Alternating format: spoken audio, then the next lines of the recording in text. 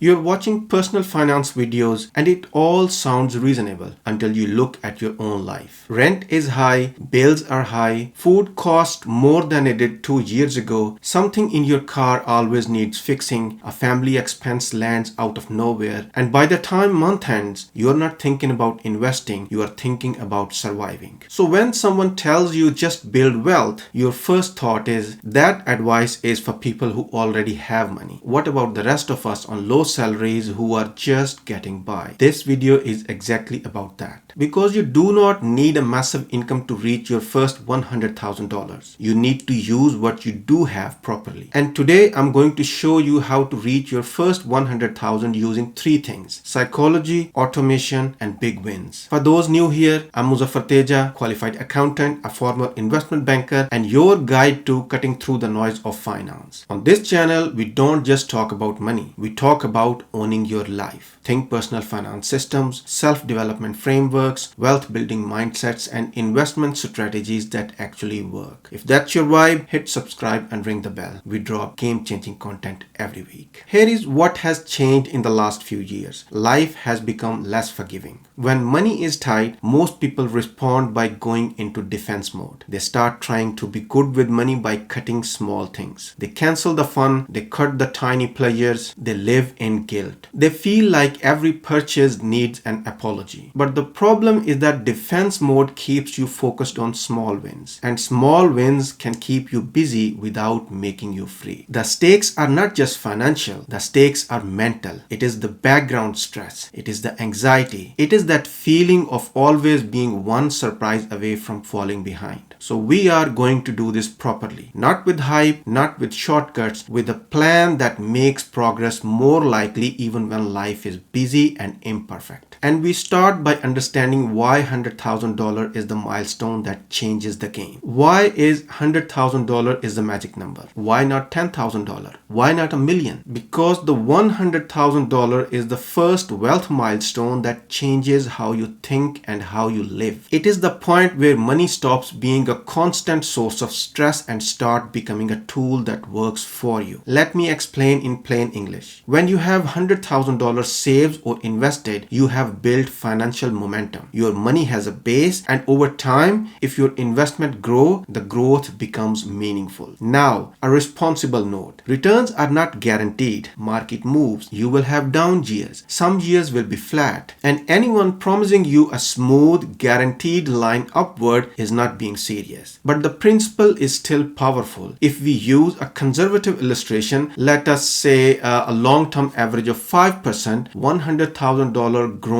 at a 5% is $5,000 a year. That is not a salary. That is not income you can rely on, but it is meaningful growth that happens while you are living your life. And that is where the game changes. Because at $100,000, you are not just surviving, you have bought yourself a little time, a little flexibility, and a little freedom. It is the difference between I cannot breathe and I have options. Not because $100,000 makes you rich, because it makes you free enough to build properly, and it sets you up to become wealthy if you choose to keep going. Now, here is the shift that challenges most people's approach. Most people think being good with money means being cheap. They think it means supermarket brand everything, cutting small joys, canceling subscriptions, and feeling guilty about normal life. But you could cut everything and still never get ahead. Let me show you what happens when you only focus on small cuts. Imagine you earn $30,000 a year. Life is expensive, rent and bills eat most of your pay. You manage to save $100 a month manually when you can, but you do not invest consistently. You do not automate, you do not increase your income, you do not build a system. 20 years later, you have $24,000 saved and you still feel anxious about money because you never built momentum. This is the problem with playing defense. When you optimize for small things, you get small results. Now take the same person on the same income, but they play offense. They secure a modest income increase, they automate their saving, they invest consistently into a low-cost, diversified, ethically aligned approach, and they build the habit of increasing contributions over time. 20 years later, they can be sitting on a six-figure portfolio and they are not living in guilt. That is the difference between defense and offense. You do not build wealth by cutting smaller. You build it by answering bigger questions. habits? Am I automating my savings and investing? Am I building skills that increase my income over time? Am I building a system that makes success more likely by default? A top 0.1% person in that field does not obsess over perfect budgeting. They build machines that work even when motivation disappears. So now we build your machine. Let us start with psychology, because if you get this wrong, you will keep restarting every month. Here is the real life scenario. You say, this month I will be disciplined. You try hard, you cut back, and then life happens. A family expense, a car repair, a stressful week at work, and suddenly you are back to zero. Not because you are weak, because your plan required willpower. This is the mechanism. Willpower based money management collapses when life becomes noisy. Why does this matter now? Because life has become noisier. Costs are higher and people are stretched. If your money plan depends on you being perfect, it will fail. The common mistake is treating saving like a moral test. People turn it into guilt. They think, if I slip, I have failed. The better approach is to make saving an identity and a system, not a mood. Here is the mindset shift I want you to adopt. You're not trying to save, you are becoming the person who saves first. This week, do one simple thing. Write one sentence and keep it visible. I save first, then I spend. Then choose one small amount you can commit to consistently and make it automatic. The amount matters less than the consistency. By the end of the year, if you do this, you will feel calmer, not because you became perfect, but because you stopped negotiating with yourself every month. Now, once your head is right, we move to the practical part, automation. Here is the real life scenario. Payday arrives and you feel relief. And then within days, the money is already allocated. Bills leave, spending happens, and whatever is left is whatever is left. This is not a character flaw. This is a structure problem. The mechanism is simple. If saving happens last, it will be squeezed out by life. Why does this matter now? Because most people are not living with wide margins anymore. The margins have shrunk, so you need structure, not hope. The common mistake is manual saving. People wait until the end of the month to see what is left over and then they try to be disciplined. That usually means they save inconsistently, and inconsistency kills compounding. The better approach is simple. Saving and investing must happen early, automatically, and quietly. This week, set up a basic system. Separate your everyday spending from your savings. Create an emergency money pot, cash you can access quickly if life hits you. Then set up your investing so that the money moves automatically after payday. Pick one day, for example, the day after you are paid, and automate the transfer. Even if it's $50, even if it's $25, you are building the system, not chasing perfection. And once that is running, create sub-savings for predictable big expenses, holidays, birthdays, family events. These are not random. When you save for them in advance, you spend without guilt when the time comes. If this is useful, subscribe, because we do this properly every week. By the end of the year, the payoff is not just a higher balance. The payoff is that the money management stops feeling like daily stress. It becomes boring, and boring is what you want. Now, here is the truth. The system is the foundation, but the system alone is not the accelerator. The accelerator is big wins. A big win is something that moves your finances more than a lifetime of penny pinching. Here is the real life scenario. You save $100 a month and it feels like you are doing everything right. But progress feels slow. You start questioning whether it's even worth it. The mechanism is that small contributions on a modest income can take time to reach $100,000. That is not failure, that is maths. Why does this matter now? Because when people feel slow progress, they either quit or they start chasing risky shortcuts. Both are traps. The common mistake is trying to speed up the journey by cutting more and more, or by gambling on high returns. That is not a strategy. The better approach is to hunt for one of the three big wins. Big win number one is increasing your salary. Not with begging, but by becoming valuable. Know your market value, track what you deliver, pick the right timing, upgrade your skills. And if your current job has no ceiling, the real big win is a career switch into a field where your skills are paid paid properly.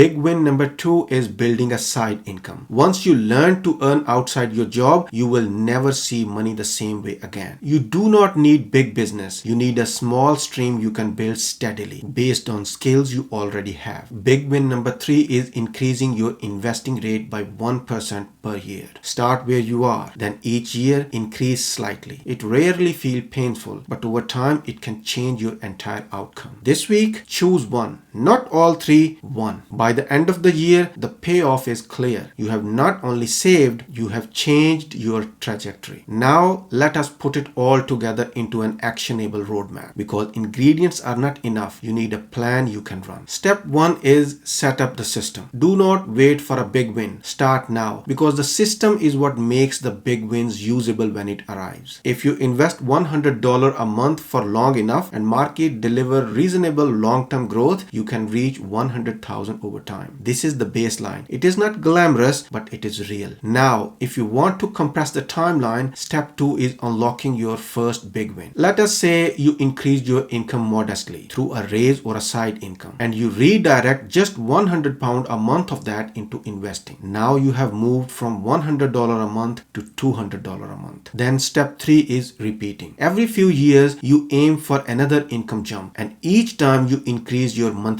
investing again. This is not a shortcut, it is a repeatable process. And it is important that I say this clearly. Your timeline will depend on your income, your consistency, and market performance. Returns are not guaranteed, and there will be down periods. But the point is not perfection. The point is that with the right system, the right mindset, and repeated big wins, the journey becomes realistic and measurable, not vague and emotional. There are 2 levers. The first is income. Higher income gives you more contribution power. It is the fastest way to compress the timeline, especially early on. The second lever is what your money earns over time, but you must treat this like an adult. Higher expected returns usually means higher risk, and risk is not a game when you cannot afford a setback. So the mature approach is build the base first with a diversified, low-cost approach. Then later, as you become more financially stable and educated, you can consider how to diversify intelligently. Not chase, not gamble, not get emotional. Now let us talk about what happens after $100,000, because this is where people finally understand why the early years matter. Once you reach $100,000, the growth starts to feel real. Not because you are suddenly wealthy, but because your money has enough mass to create visible movement. And this is where compounding becomes emotionally obvious. Your gains can start to become meaningful in absolute terms, even if the percentage return is modest. Again, returns are not guaranteed, and you can have down years, but the base changes everything. This is why so many people lose the game. They quit during the slow years. They never reach the point where momentum can help them. So if you feel behind, I want you to reframe it. You are not failing, you are in the base building phase. And the base building phase is what makes everything else possible. Here is the one line takeaway. You do not reach your first $100,000 by cutting small players forever. You reach it by building a system and repeating big wins long enough for momentum to kick in. Psychology, stop relying on willpower. Automation makes savings and investing happen without you. Big wins increase income and increase contributions over time. Your one action in the next 24 hours is simple. Set up one automatic transfer into your savings or investing, even if it is small, and make it non-negotiable. Then comment below and tell me which big wins you are choosing first. Salary, side income, or increasing your investing rate by 1% per year. Subscribe and ring the bell. And your next watch should be the video on the silent money traps that quietly stop people ever reaching 6 figures. This is Mr. Financial Mindset. I'm Muzaffar Teja, reminding you your first $100,000 is not about getting lucky with returns. It's about building a system you can stick to.